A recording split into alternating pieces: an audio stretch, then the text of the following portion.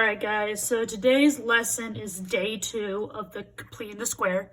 It is a very, very familiar or similar process from what you did yesterday with complete the square.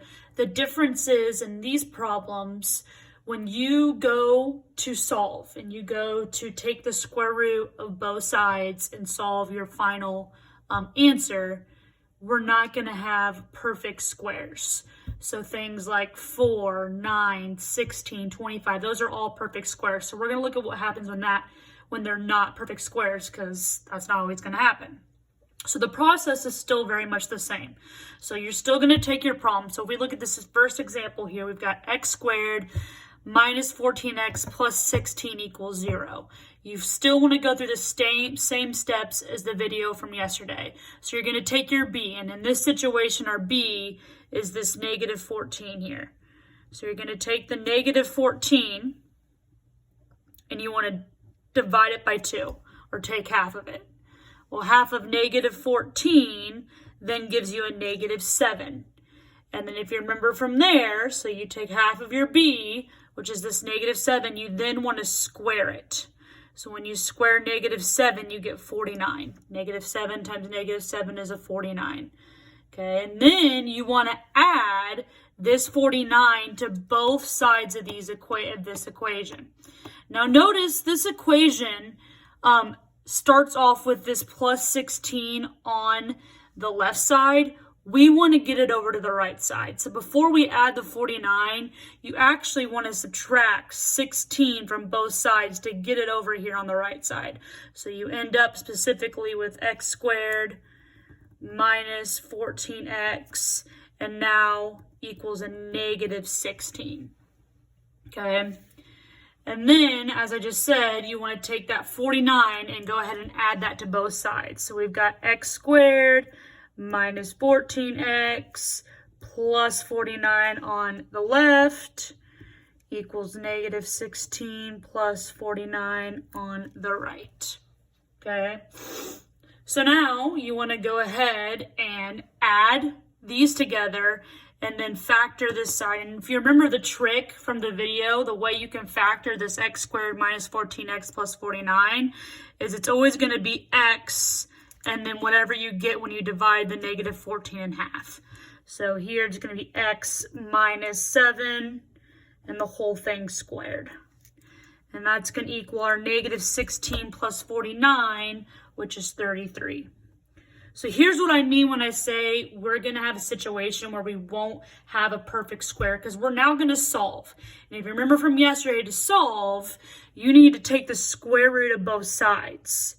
So we're going to do that here, but notice 33 is not a perfect square. You can't put that in your calculator and get an actual number. Okay, so since that's not a perfect square, you want to go ahead and cancel these out. So you have x minus 7 now, and then you just leave it. Okay, but you have to still keep in the count that you have the positive and the negative. So you've got plus the positive and negative of the square root of 33. Okay, so you would just leave it like that. Now, we're still trying to solve for x, so we still need to take care of this negative 7 here. So to do that, you need to add 7 to both sides. So we're going to take plus 7, those cancel. So x equals this positive 7, and then plus or minus the square root of 33. This is your answer. It looks kind of weird, I know. Okay, you guys are used to getting numbers, just one solid answer, but because this is not a perfect square with the 33, you just leave it. So it just becomes this 7 plus or minus the square root of 33. And that would be your final answer. Okay, so again, what we're doing today is not any different than what we did yesterday, but this time, instead of having rational roots, which would be these here, we're getting irrational, right? Because square root of 33 would be irrational.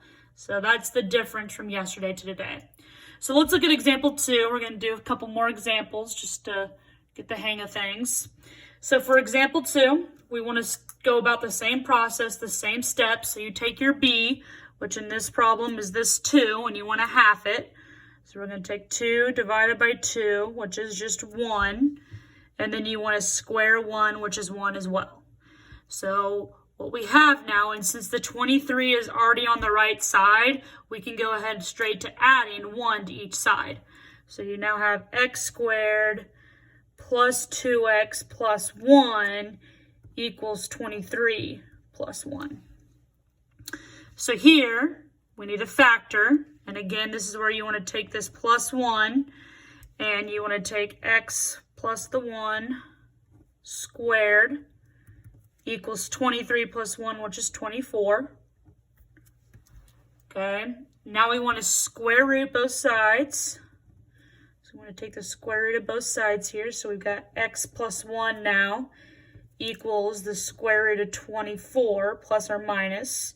Now, this one is a little different than example 1 because you can simplify that 24. So this goes back to the first day after break, I believe, when we were taking radicals and simplifying them. So you can take your 24 here, your square root of 24, and you can break 24 down. So 24 can be broken down to 2 and 12, 2 and 6, and then 2 and 3. So you have a pair of 2's here. So if you remember correctly, that means you want to put a 2 out front, and then left in the square root is this 2 and 3. So it'd be 2 times 3. So you actually end up with 2 square root of 6. So this right here is going to become x plus 1 equals positive and negative 2 square root of 6. You should always simplify when you can. So you always want to check to see if you can simplify.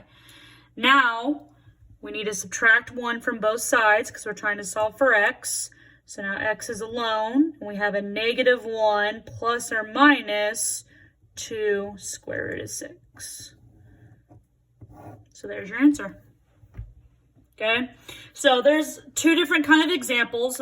This situation, you couldn't simplify the square root of 33. Here you could simplify the square root of 24, but it's still the same process, okay? There's nothing really new with this lesson today. The only difference, like I said, is we're kind of taking irrational numbers and using them and completing the square. Okay, so last example, example 3. We have x squared minus 8x equals negative 20. So we start by getting our b, which is this negative 8. So you want to take negative 8, divide by 2. You get negative 4.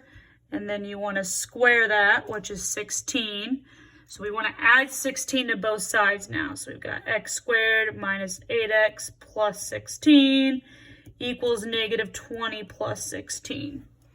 Here, you take this negative 4, becomes x minus 4 squared, and then negative 20 plus 16 is a negative 4.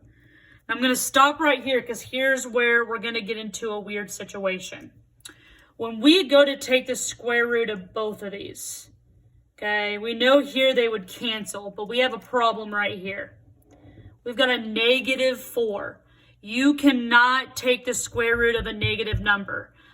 We don't learn about that in Algebra 1. You'll learn more about it in Algebra 2. But when you have a negative number, you cannot take the square root of it. So your answer here would be no real solutions.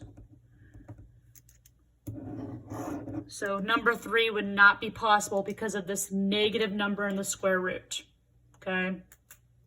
So again, that's our lesson for today. Once you go through this video, use this to help you for the Canvas check for today. And then tomorrow we're going to continue with quadratic formula. Have a good day, guys.